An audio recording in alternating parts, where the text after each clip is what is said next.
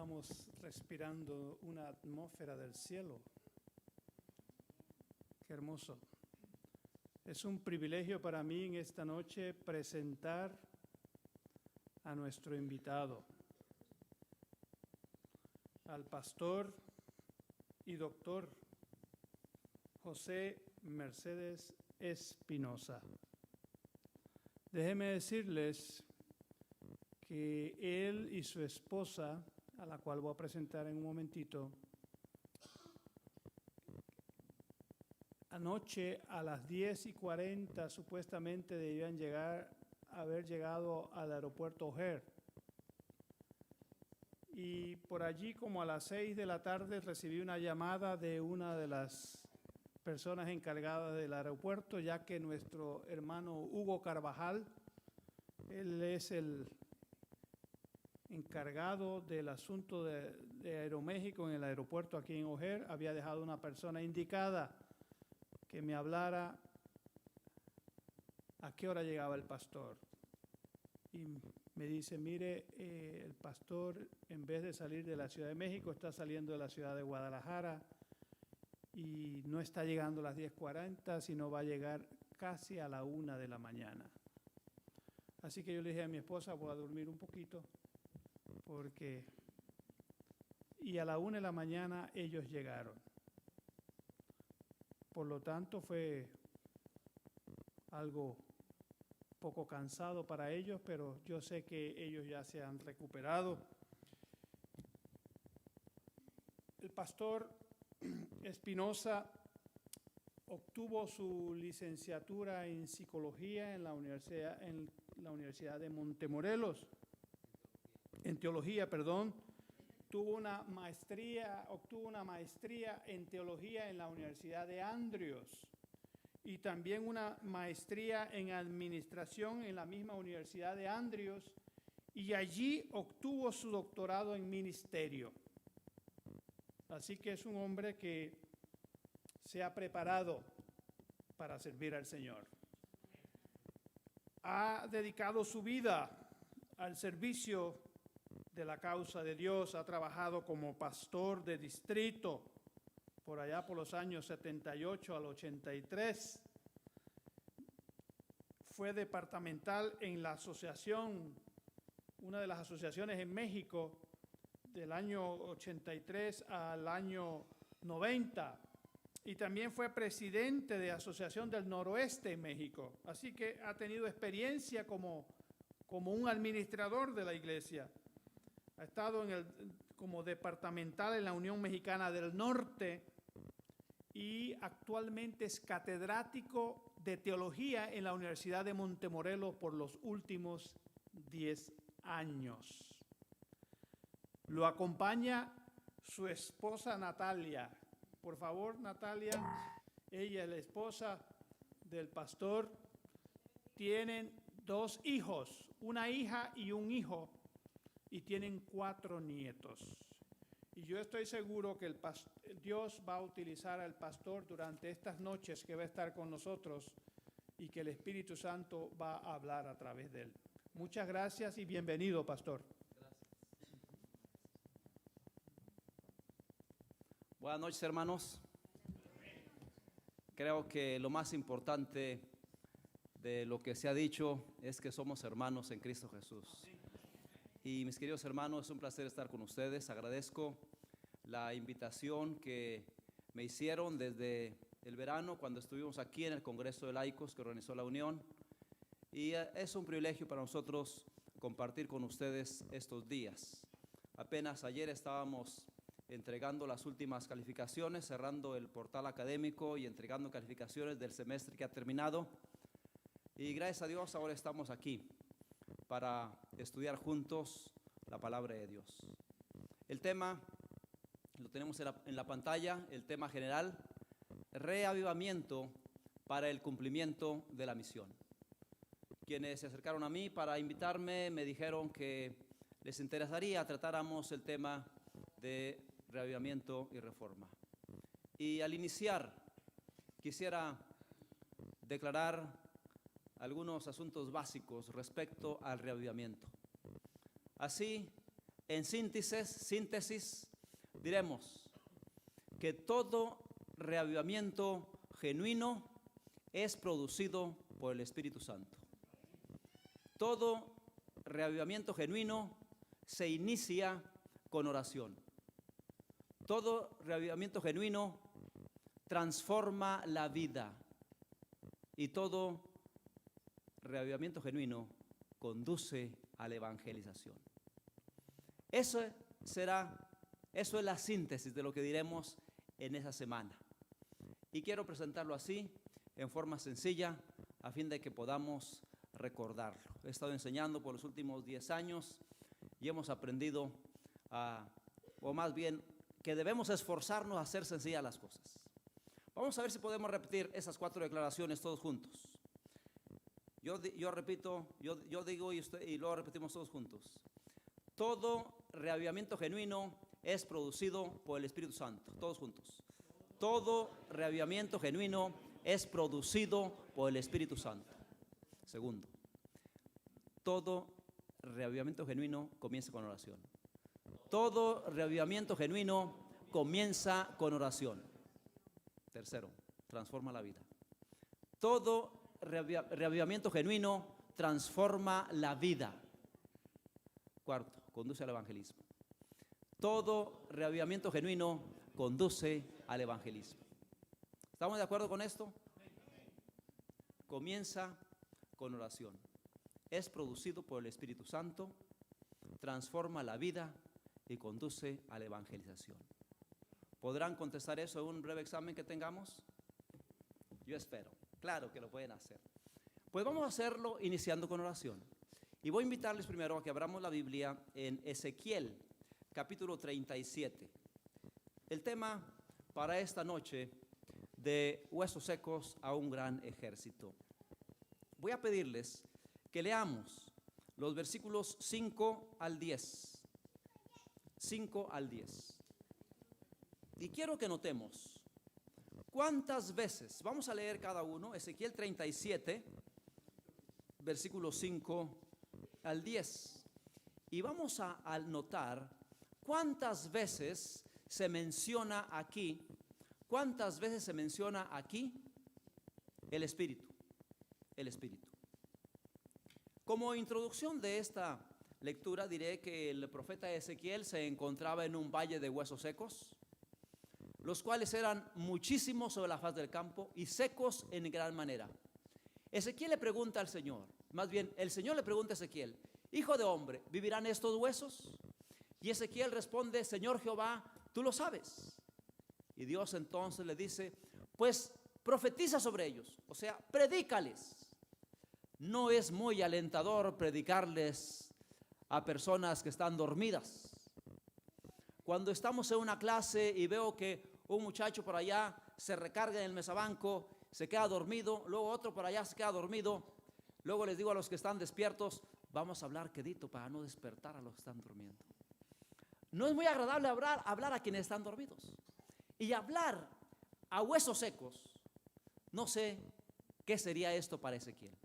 Sin embargo, a partir del versículo 5 al 10, miren, ¿qué les parece si leemos en silencio, cada quien para sí mismo, con mucho cuidado ese párrafo, y luego me van a decir cuántas veces se menciona allí la palabra Espíritu? Leamos a partir del 5.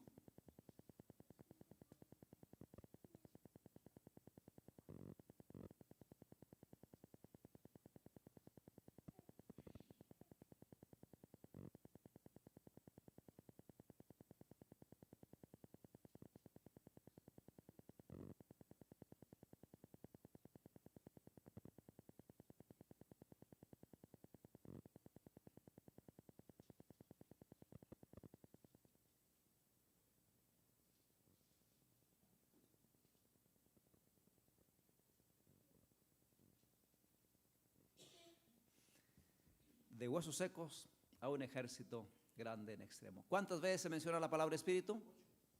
8, 6, 7. A ver, ¿quién dice que 6? ¿Quién dice que 7? ¿Quién dice que 8? A ver, quizás las versiones varíen de una a otra.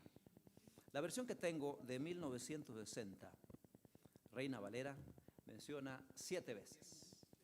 7 veces la palabra espíritu. Y el 7 es un número muy representativo, muy simbólico, cargado de simbolismo para nosotros como adventistas. Y 7 veces se menciona. Pero en el siguiente texto dice: me dijo luego, hijo de hombre, todos estos huesos son la casa de Israel. Ellos dicen: nuestros huesos se secaron y pereció nuestra esperanza y somos del todo destruidos. Por tanto, profetiza y diles: así ha dicho Jehová el Señor, he aquí yo abro vuestros sepulcros, pueblo mío, y os haré subir de vuestras sepulturas y os traeré a la tierra de Israel. Y sabréis que yo soy Jehová cuando abra vuestros sepulcros y yo saque de vuestras sepulturas, pueblo mío, y pondré mi espíritu en vosotros y os haré reposar sobre vuestra tierra y sabréis que yo Jehová hablé y lo hice, dice Jehová. Se menciona una vez más la palabra espíritu al prometer el Señor: y pondré mi espíritu en vosotros. El número 7 es un símbolo de perfección, Y el número 8 para la mentalidad judía representaba la nueva vida en Cristo. Toda la transformación que se presenta aquí de los huesos a un ejército ocurre mencionándose 7 veces la palabra espíritu. Y cuando se hace la aplicación para el pueblo de Israel, al cual Dios le promete restaurarlo de su condición en la cual se encontraba, por 8ª vez se menciona la palabra espíritu. Y el 8 es un símbolo de la nueva vida en Cristo. Lo que aquí nos está presentando, mis queridos hermanos, es que no importa cuál sea la situación, por desesperada que sea, de un ser humano, al confiar en Dios, al escuchar la palabra de Dios, al colocarse en las manos de Dios, puede ser transformado totalmente y puede tener nueva vida espiritual y empezar una nueva vida en Cristo Jesús. El pueblo de Israel había llegado a un caso extremo. Huesos secos se consideraban ellos, huesos secos. Y da la indicación, la evidencia también de que se consideraban sepultados ya, huesos secos y sepultados ya. Y el Señor dice: yo les daré nueva vida, abriré sus sepulcros y los restauraré completamente y sabrán que yo, Jehová, hablé, lo hice, dice Jehová. Mis queridos hermanos, es un mensaje de esperanza. Muchas veces este mensaje en algunas ocasiones se ha aplicado como una reprensión a la iglesia. Pero quiero decirles, mis queridos hermanos, que este es un mensaje de esperanza. Quizás haya entre los presentes alguien que considere que su vida espiritual, que su vida familiar o social se encuentra afectada gravemente por el pecado, por las circunstancias de la vida, por los problemas, por las deudas, en fin. Quiero decirle que hay esperanza. Aún si su vida llegara a un grado de considerarse huesos secos, Dios puede levantar aún los huesos secos. Creo que aquí no habría nadie que haya llegado a ese extremo, pero si hubiera alguien que considera que su vida ha sido azotada por Satanás, quiero decirle que hay esperanza.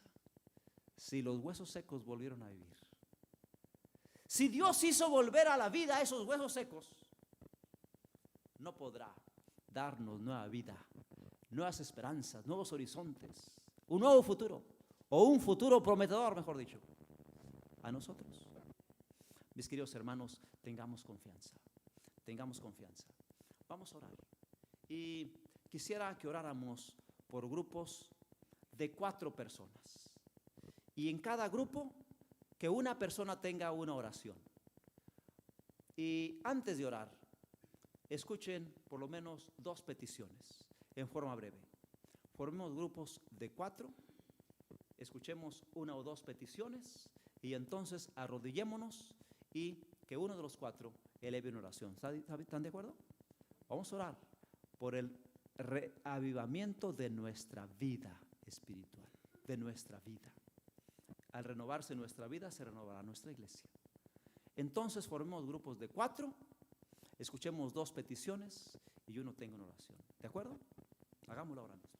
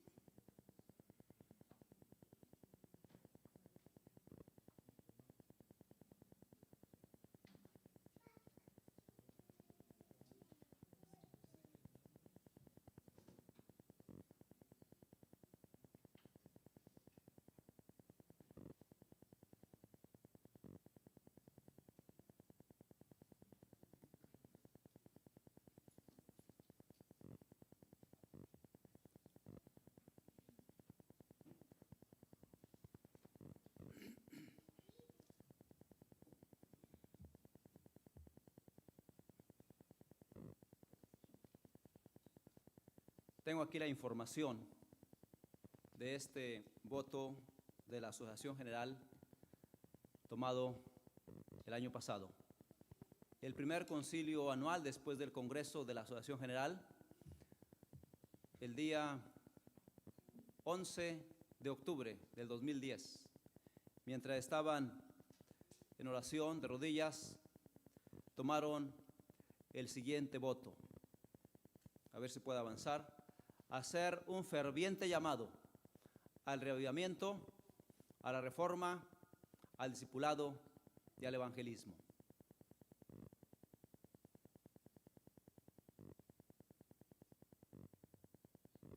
A ver, como que no funciona muy bien.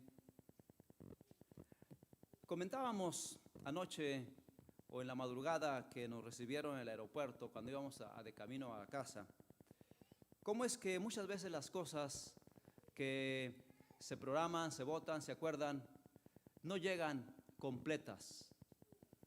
A veces por descuido y a veces sin duda por intervención de Satanás. El acuerdo que nuestros dirigentes a nivel mundial tomaron en este concilio anual del año pasado incluía la evangelización y el discipulado. A partir de allí se nombró una comisión que ha ido por todo el mundo promoviendo el reavivamiento y la reforma. Pero muchas veces incluso se queda solo en reavivamiento. 4 elementos se consideran en este voto: reavivamiento, reforma, discipulado y evangelismo. Pero muchas veces, como lo expresé en la contratapa del libro que se les van a entregar, muchas veces las iglesias oran por reavivamiento, programan días de ayuno, vigilias, semanas de oración por reavivamiento. Pero el reavivamiento se da junto con la reforma.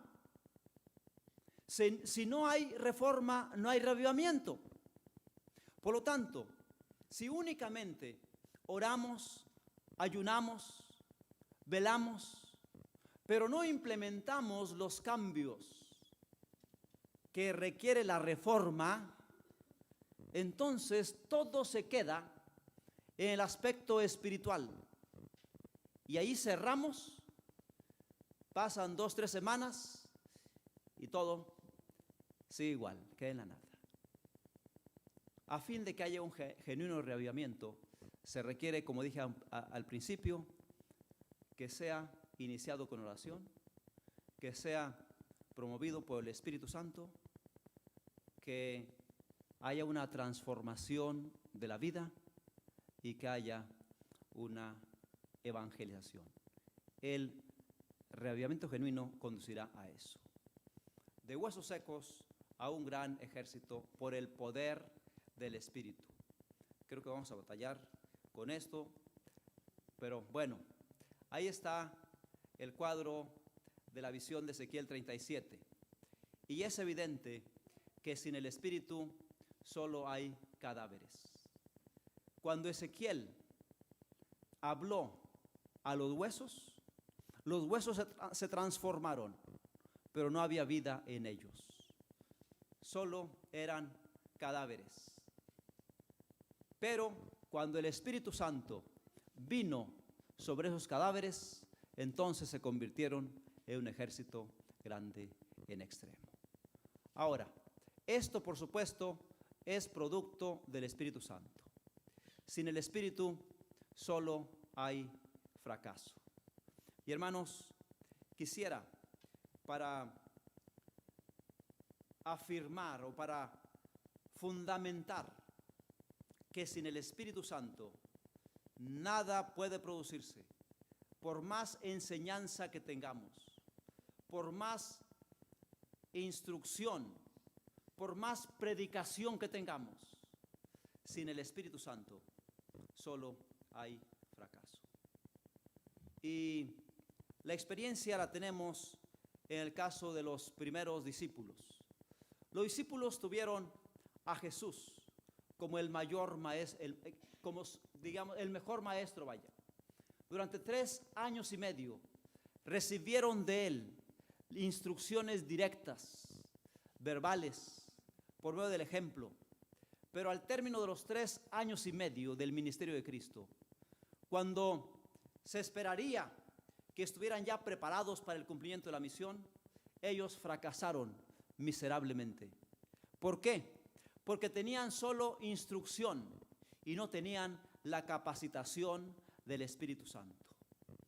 La obra del hombre por el hombre solo produce cambios externos. Solo el Espíritu Santo transforma la vida. Aquí tenemos el primer ejemplo. Ellos fracasaron en el aposento alto cuando podríamos decir era el momento de su graduación. Al término de su periodo de entrenamiento, ahí están con Jesús en el aposento alto. Pero ¿qué pasó allí? San Lucas 22:24 nos dice, hubo entre ellos una disputa sobre quién de ellos sería el mayor. ¿Se imaginan qué chasco para Jesús, quien durante 3 años y medio les está enseñando, les da lecciones por medio de su ejemplo, de humildad, de paciencia, en fin? Y allí mismo en el aposento alto todavía les da una lección más. Sin embargo, todavía Elena G. White nos dice que las miradas que se dirigían unos a otros hablaban de celos y de rencillas. Hablaban de celos y de rencillas. En el Getsemaní, ¿qué pasó? Esa misma noche, después de estar en el aposento alto, fueron al huerto de Getsemaní, donde Jesús fue tomado prisionero. Y el apóstol Pedro trató de intervenir, ¿cómo? Sacando una espada. El mismo Pedro agresivo, a quien Jesús llamó a la orilla del mar de Galilea, el mismo Espíritu después de 3 años y medio. ¿Tenía enseñanza el apóstol Pedro ahora? ¿Tenía instrucción? Por supuesto, pero no tenía todavía el Espíritu Santo. El Espíritu no había venido todavía en ellos. Ahí mismo San Marcos 14:50 en la misma ocasión nos dice que todos los discípulos dejándole huyeron. Todos los discípulos dejándole huyeron. Luego Jesús fue llevado a la casa del sumo sacerdote para hacerle el juicio, para juzgarlo. Y allí, ¿qué pasó con Pedro? Le negó 3 veces. ¿Conocía Pedro a Jesús? Claro que lo conocía. ¿Había andado Pedro con Jesús? Había andado con él. ¿Había escuchado sus enseñanzas? ¿Qué mejor orador, qué mejor maestro podría haberse conseguido para los discípulos que el mismo Jesús? Y después de 3 años y medio con toda la instrucción, lo tenemos allí fracasando miserablemente. ¿Qué se puede esperar de nosotros con nuestros oradores invitados? Mis queridos hermanos, no es con fuerzas humanas, no es con la habilidad del orador, no es con la elocuencia de la palabra. No, mis queridos hermanos, solo el poder del Espíritu Santo puede obrar una transformación completa en nuestras vidas. Y saben, podemos tener al orador menos preparado, sin grados académicos, sin experiencia, pero si el pueblo y el orador son conducidos al Espíritu Santo, Dios hará maravillas con nosotros. Pero por el contrario, podemos tener al orador más calificado y la audiencia más perceptiva, pero si no hay la disposición a someternos a la influencia del Espíritu Santo, todo habrá sido en vano. Mis queridos hermanos, ¿a qué nos lleva esto?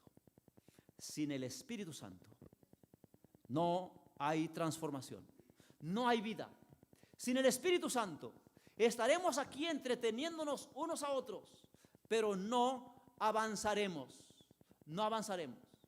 Fracaso a pesar de la resurrección, aun cuando los discípulos habían escuchado, tenían la información de que Jesús había resucitado.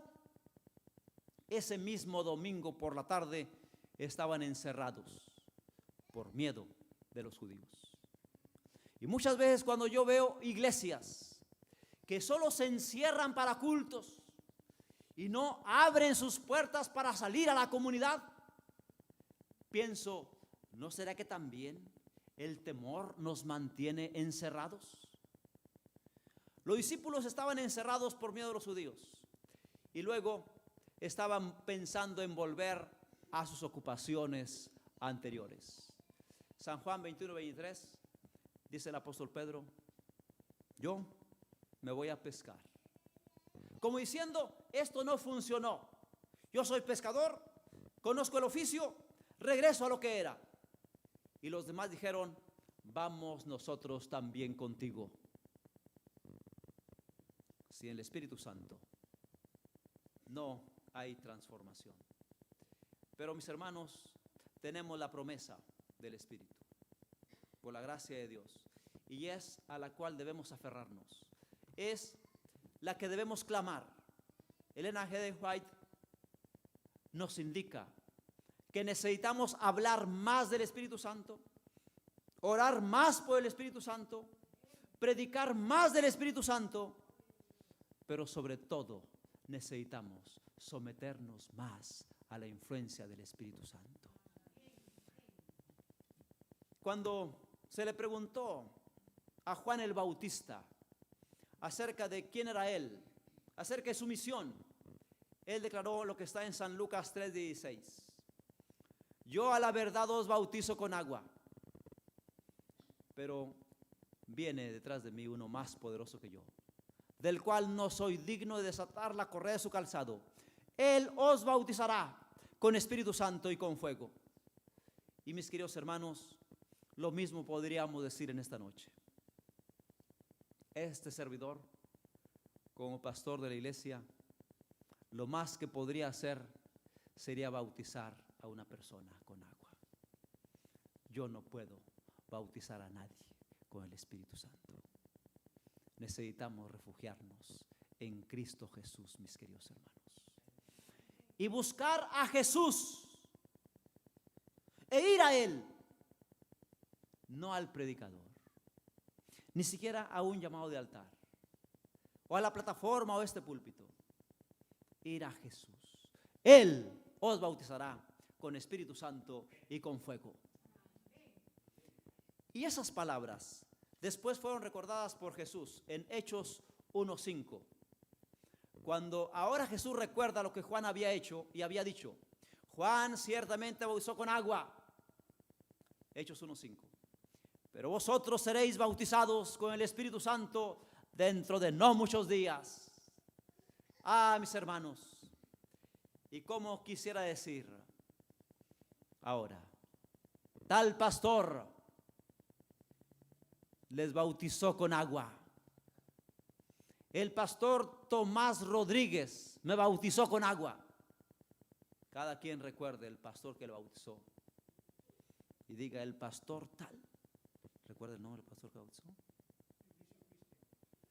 El pastor Dionisio Cristian bautizó con agua al doctor Roberto Espinosa, pero ahora será bautizado por el Espíritu Santo con el fuego que transforme su vida y que lo impulse a la acción,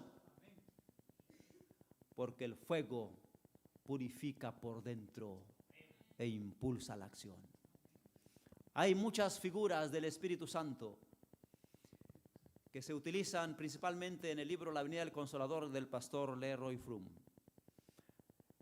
Pero quiero decirles que la figura del fuego es la más espectacular, la más poderosa. Él los bautizará con Espíritu Santo y con fuego, dijo Juan el Bautista.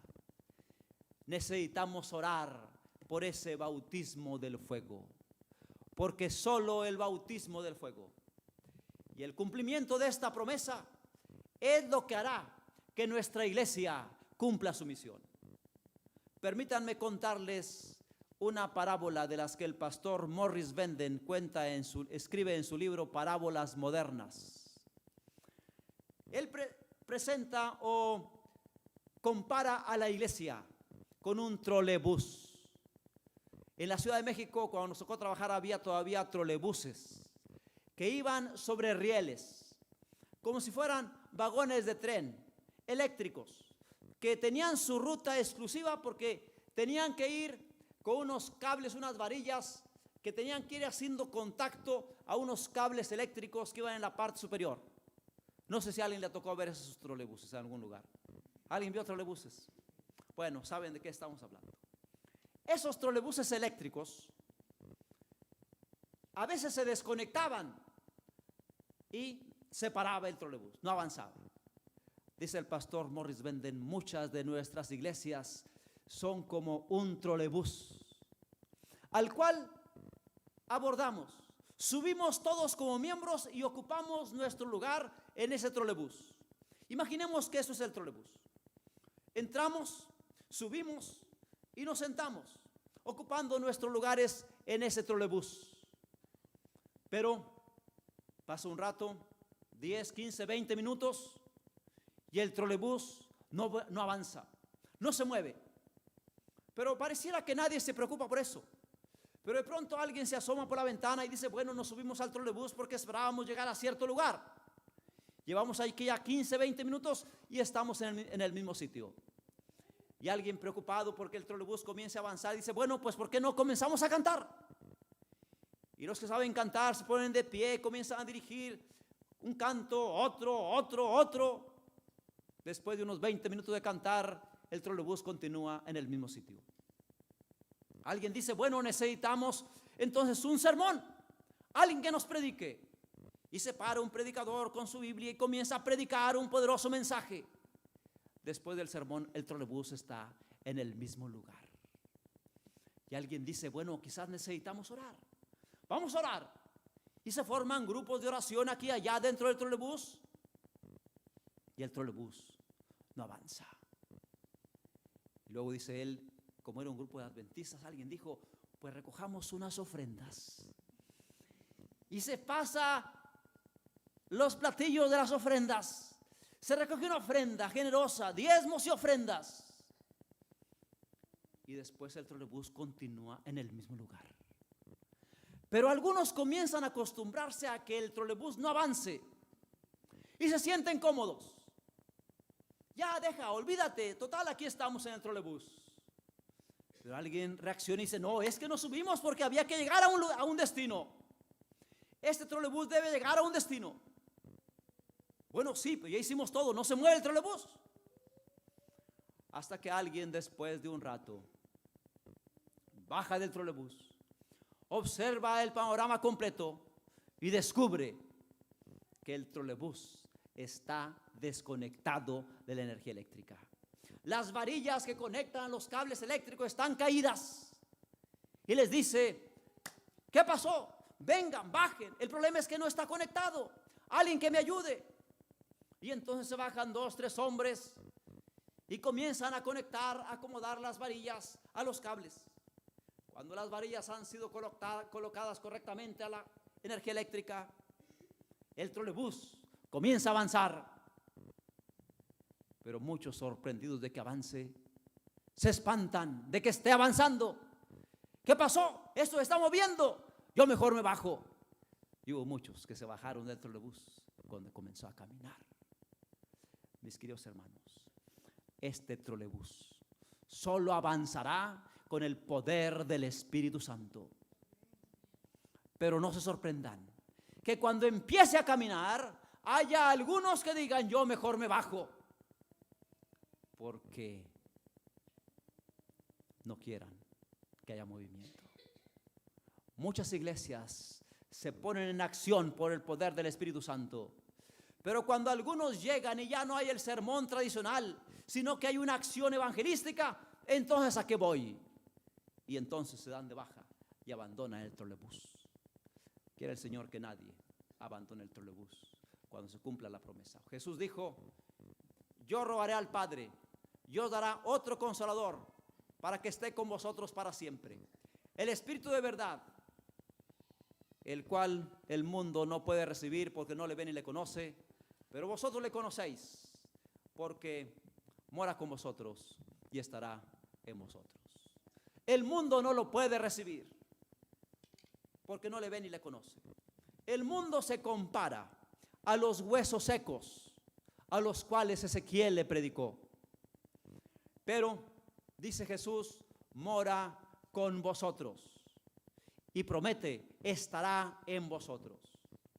Mora con vosotros. Tiempo presente. El Espíritu Santo estaba con los discípulos cuando Jesús dijo esto, pero Jesús prometió que unos días más adelante el Espíritu Santo no solo estaría con ellos, sino que estaría como en ellos. Por lo tanto, el Espíritu Santo con nosotros no es suficiente. Se requiere que el Espíritu Santo esté en nosotros, porque el Espíritu hace una obra externa al conducirnos a Cristo, pero solo si nosotros consentimos y permitimos, hará una obra interna, el Espíritu Santo en nosotros. ¿Qué obra hará el Espíritu Santo? La obra de dar vida. La obra del hombre por el hombre solo produce cambios externos. Cuando Ezequiel predicó, los huesos comenzaron a moverse, se armaron los esqueletos, hubo tendones, carne, piel, pero no había vida en ellos.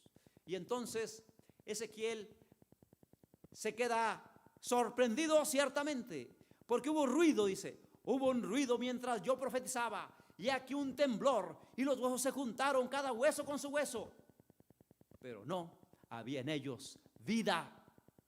¿Y cuántas veces, bajo la influencia de un predicador elocuente, hay ruidos? Amén, aleluya. Hay temblor, hay quienes caen de rodillas, hay movimiento, hay quienes se levantan y van y piden perdón a alguna persona, pero pasa la influencia de la emoción de la predicación y todo vuelve a la normalidad. No había en ellos vida. La predicación más elocuente no puede producir vida espiritual, solo el Espíritu Santo. Pero entonces le dice al profeta: profetiza al Espíritu, profetiza, hijo de hombre, y di al Espíritu: Espíritu, ven de los cuatro vientos y sopla sobre estos muertos y vivirán. Y es entonces cuando Ezequiel invoca al Espíritu, y el Espíritu viene sobre sus cadáveres, y entonces se convierten en un ejército grande en extremo. Y estuvieron sobre sus pies un ejército grande en extremo. Mis queridos hermanos, no importa cuál sea la situación en la cual nos encontremos, el Señor puede convertirnos en un ejército grande en extremo para pelear las batallas del Señor. Un ejército no es para estar acuartelado. Un ejército no es únicamente para hacer sus ejercicios en cuanto al manejo de las armas, ejercicios físicos para el acondicionamiento, en fin. Un ejército es para enfrentar las batallas contra el enemigo. Y mis queridos hermanos, si el Señor nos transforma en un ejército, no será para mantenernos siempre acuartelados. El problema está que muchas veces oramos por el reavivamiento, oramos por la reforma, pero no tenemos la disposición de salir como verdaderos soldados a pelear las batallas del Señor. Y mientras eso ocurra, ¿para qué queremos ser un ejército? ¿Para qué? Si después de todo, si hacemos lo mismo con huesos secos como cadáveres o como ejército, ¿para qué queremos ser un ejército? ¿Qué hace un cadáver? Nada. Como un maniquí. Hay muchos cristianos que son solo como maniquís. Ocupan su lugar en alguna banca y están allí, bien presentaditos. ¿Han visto los maniquís? Bien vestiditos para lucir, exhibir, promover las ropas. Y ahí están. No se mueven, no dicen nada. Se ven muy bien, pero ahí están. ¿Servirá de algo un maniquí? Digo, en cuanto a una batalla, para ganar la victoria. No. ¿Cuántas veces nos quedamos con apariencia de que vivimos, pero realmente estamos muertos? Un vivo está en acción. Un vivo está en acción. Y mis queridos hermanos, la evidencia del Espíritu Santo es la acción misionera. La evidencia del Espíritu en nosotros es la acción misionera. a los primeros discípulos, cuando fueron llenos del Espíritu Santo, aquellos que eran temerosos y cobardes son transformados en valerosos y atrevidos. Valerosos y atrevidos. Desafiaron toda amenaza. No hubo temor que los detuviera. Y salieron con el único deseo de salvar almas para llevar el evangelio a todo el mundo. 3 momentos en la experiencia de Ezequiel: huesos secos, cadáveres y un ejército grande en extremo. El mundo no puede recibir el Espíritu Santo. El mundo se compara con los huesos secos, los cadáveres con el Espíritu con nosotros, y el ejército se compara con el Espíritu en nosotros. 3 momentos: huesos secos, cadáveres y un ejército. 3 momentos: el mundo, el Espíritu con nosotros y el Espíritu en nosotros. El Espíritu con nosotros es un momento engañoso, porque el ser hueso seco se compara con las obras de la carne. El ser cadáveres se compara con las obras de la ley. Y el ser un ejército grande en extremo con las obras de la fe. El problema está que las obras de la ley son engañosas y nos hacen sentir un estado de satisfacción laodicense, diciendo: yo soy rico y me he enriquecido y de ninguna cosa tengo necesidad. Doy diezmo de todo lo que gano, ayuno 2 veces por semana, etcétera, etcétera. Una actitud farisaica. Los fariseos que cumplían con todas las obras de la ley, pero que no tenían el Espíritu en ellos, eran una amenaza para la obra de Cristo Jesús. Los fariseos modernos que vivamos cumpliendo todos los requerimientos de la ley, pero sin el Espíritu en nosotros, seremos una amenaza para el cristianismo y un engaño para nosotros mismos. ¿Por qué? Porque decimos: no somos huesos secos. No somos huesos secos. No andamos en los antros, no andamos en los caminos pecaminosos del mundo. No, guardamos todo. Sí, cumpliendo en forma externa con las obras de la ley, pero sin un fuego ardiente metido en nuestros huesos. Como dijera Jeremías: falta el fuego ardiente metido en nuestros huesos, que no nos deje estar tranquilos si no testificamos con alguien, ante alguien, si no compartimos este mensaje. Y eso solo se logra por las obras de la fe, cuando el Espíritu Santo mora en nosotros. Ahora, ¿qué preparación podemos hacer para recibir el Espíritu Santo? Vi que nadie podía participar del refrigerio, dice la N.G. White, a menos que venciera todas las tentaciones y triunfara contra el orgullo, el egoísmo y el amor al mundo y toda palabra y obra mala. Obstáculos: orgullo, egoísmo y amor al mundo. Ahí está. Orgullo, egoísmo, amor al mundo. Obstáculos.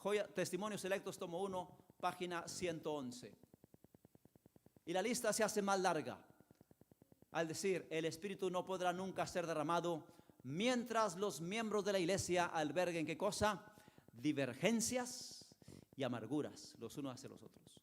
La envidia, los celos, las malas sospechas y las maledicencias son de Satanás y cierran eficazmente el camino para que el Espíritu Santo no obre. La lista entonces se hace larga. Y ahora tenemos orgullo, egoísmo, amor al mundo, divergencias, amarguras, celos, malas sospechas y maledicencias. Mis hermanos, no conozco esta iglesia y yo espero que aquí no haya esos problemas. Yo viajo por muchos lugares y saben, muchas veces me encuentro tristemente con esos problemas. Situaciones que impiden que el Espíritu Santo sea derramado sobre la iglesia. Solo mediante la confesión y el abandono del pecado, la oración ferviente y la consagración a Dios, los discípulos pudieron estar preparados para el derramamiento del Espíritu Santo en el día de Pentecostés. Una obra semejante, pero en grado superlativo, debe hacerse ahora. ¿Qué cosa? Confesión y abandono del pecado. Oración ferviente y consagración a Dios. Y esto de consagración a Dios, mis hermanos, no pensemos que se refiere únicamente a lectura de la Biblia y oración. Cuando Ellen G. de White habla de consagración a Dios, lo hace en términos de servicio cristiano, de servicio. En otra cita del libro Servicio Cristiano, ella dice: cuando nos hayamos consagrado plenamente y de todo corazón al servicio de Cristo, Dios lo reconocerá por un derramamiento sin medida de su Espíritu Santo. Y agrega: pero esto no ocurrirá mientras la mayor parte de la iglesia no colabore con Dios. Servicio Cristiano, página 314. La consagración al servicio de Cristo. Y noten esta otra declaración inspirada: tan solo cuando el egoísmo está muerto, cuando la lucha por la supremacía está desterrada, cuando la gratitud llena el corazón y el amor hace fragante la vida, tan solo entonces Cristo mora en el alma y nosotros somos reconocidos como obreros juntamente con Dios. ¿Cuándo? Cuando el egoísmo está muerto, cuando la lucha por la supremacía está desterrada, cuando la gratitud llena el corazón, cuando el amor hace fragante la vida. Tan solo entonces Cristo mora en el alma y nosotros somos reconocidos como obreros juntamente con Dios. Ahí está el consejo claro de la sierva del Señor: que el egoísmo esté muerto, que la lucha por la supremacía esté desterrada, que la gratitud llene el corazón y el amor haga fragante la vida. Saben, he estado en muchas reuniones de nombramientos de todos los niveles, desde la iglesia local hasta la asociación general. Y tristemente, en muchas ocasiones me ha tocado ver problemas de tipo: lucha por supremacía, egoísmo. Una vez en un congreso administrativo de un campo, alguien se me acercó para reclamarme. Yo había estado en la comisión de nombramientos. Se me acercó para reclamarme de que si yo, que había estado en la comisión de nombramientos, ¿por qué? ¿Por qué no había apoyado la propuesta que se hacía de esta persona para tal cargo? Y en todas partes se da. En una ocasión, visitando una iglesia, se me acerca un hermano y me dice: pastor, ¿por qué hay tanta injusticia en la iglesia? A ver, ¿por qué me dice que hay injusticia en la iglesia? Yo he servido a la iglesia por más de 30 años y no puedo decir eso. No, pastor, dice: hay mucha injusticia. A ver, dígame, ¿por qué? Y me dice el hermano: mire, hace como unos 5 años se reunió la comisión de nombramientos y según que acordaron que yo fuera diácono. Está bien, serví como diácono ese año. Pero al siguiente año otra vez la comisión se reunió y otra vez me nombraron diácono. Y al siguiente diácono y diácono. Y ahora para este año otra vez me han dicho que sea diácono. ¿Que no puedo ser anciano? Y le dije: ay, hermano, ¿acaso no es usted agradecido con Dios porque Él le llamó de las tinieblas a su luz admirable y le trajo el conocimiento de este maravilloso evangelio? ¿No está agradecido con Dios por eso? No, pues sí, claro, estoy contento por eso. Pues eso es más que suficiente. Ya si aquí lo pueden hacer algo y eso es extra, agradezca a Dios por eso. Dice: bueno, no lo había pensado así. Digo: pues conviene que lo vea así porque si no se va a amargar. Como me tocó estar durante una semana allí, traté de animarlo, que quedara contento con lo que la iglesia le asignara para hacer. Pero cuántas veces, mis hermanos, hay conflictos, tipo de problemas. Esto debe ser eliminado. Y entonces tendremos los resultados maravillosos de la obra del Espíritu Santo. Después del derramamiento del Espíritu Santo, los discípulos eran afectuosos, atentos, abnegados, dispuestos a hacer cualquier sacrificio a favor de la verdad. En sus relaciones cotidianas, unos con otros, manifestaban el amor que Cristo había ordenado revelar al mundo. Por sus palabras y acciones, desinteresadas se esforzaban por encender este amor en otros corazones. Una transformación total. Y por último, esta hermosa declaración que dice así: cuando el Espíritu de Dios se posesiona en el corazón, transforma la vida. Los pensamientos pecaminosos son puestos a un lado. Las malas acciones son abandonadas. El amor, la humildad y la paz reemplazan la ira, la envidia y las contenciones. La alegría reemplaza a la tristeza y el rostro refleja la luz del cielo. ¿Como producto de qué? Del Espíritu Santo. Mis queridos hermanos, el Espíritu Santo trae todas las otras bendiciones en su estela, como dice la G. de White. Realmente, el punto de partida para el reavivamiento, la reforma, el fuerte pregón, la terminación de la obra y la segunda venida de Cristo, el punto de partida es el Espíritu Santo, la lluvia tardía. Porque sin lluvia no hay cosecha. Sin el Espíritu Santo nadie se convertirá. Sin el Espíritu Santo no hay transformación interna para testificar. Sin el Espíritu Santo no hay impulso en la iglesia para evangelizar. Todo empieza con el Espíritu Santo. Y esto con oración y con disposición. Porque al principio dijimos que el Espíritu Santo, que el reavivamiento es producido por el Espíritu Santo. Se inicia con oración. Produce transformación interna de la persona y conduce a la evangelización. Pero si no hay disposición a ser transformado ni a ser impulsado a la evangelización, no hay Espíritu Santo. Y yo quiero invitarles en esta hora, mis queridos hermanos, a mostrar una total disposición en nuestro corazón a ser transformados por el Espíritu Santo, pero también a ser utilizados por el Espíritu Santo como agentes de salvación para otras personas. ¿Les parece? Creo que con esto debemos empezar. Primero, considerando lo indispensable del Espíritu Santo. Mientras el trolebús no se conecte a la fuente de poder, aquí continuará.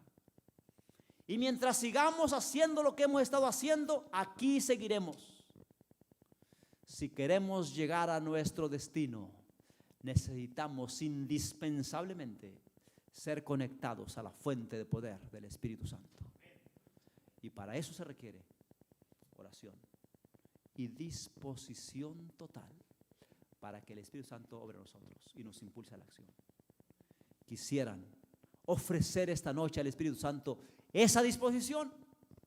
¿Quiénes quisieran hacerlo?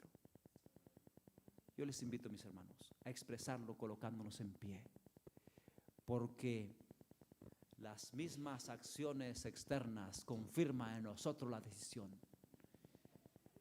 Y ahora, mis hermanos, si el Espíritu Santo nos impulsara a una acción evangelística sin precedentes, ¿estaríamos en disposición de seguir sus indicaciones? Amén. Quiere el Señor que cada uno de nosotros ofrezca un corazón dócil al Espíritu Santo y una voluntad dispuesta a cumplir su voluntad. Inclinemos el rostro y oremos. Querido Padre, en esta hora, Señor, conscientes de lo indispensable del Espíritu Santo para nuestra transformación personal, para la evangelización, para la ganancia de almas. Señor, venimos ante ti y pedimos, Señor, así como Ezequiel clamó por el Espíritu, también con Ezequiel decimos: Espíritu, ven de los cuatro vientos y sopla sobre nosotros. Y que el Espíritu Santo, Padre, no solamente esté con nosotros, sino que more en nosotros. Permite que cada corazón presente sea un receptáculo dispuesto a ser llenado con la presencia de tu Espíritu Santo. Y que tu Espíritu Santo en nuestros corazones transforme nuestras vidas y nos haga instrumentos útiles en tus manos para alcanzar a otros y para llevar este mensaje del Evangelio a todas las familias de esta gran ciudad. Y entonces poder ver a Jesús venir en las nubes de los cielos. En tus manos nos encomendamos. Unimos, Señor, nuestra débil voluntad a tu poder. Sometemos nuestra voluntad humana a tu suprema voluntad, para que se haga en nosotros tu voluntad y se cumplan tus propósitos en nuestras vidas. Padre, permite que el propósito por el cual se han programado estas reuniones pueda cumplirse por tu gracia, por tu Espíritu Santo, y que nosotros, Señor, experimentemos un nuevo Pentecostés. Lo pedimos en el nombre de Cristo Jesús. Amén. Amén. Que Dios les bendiga, Señor.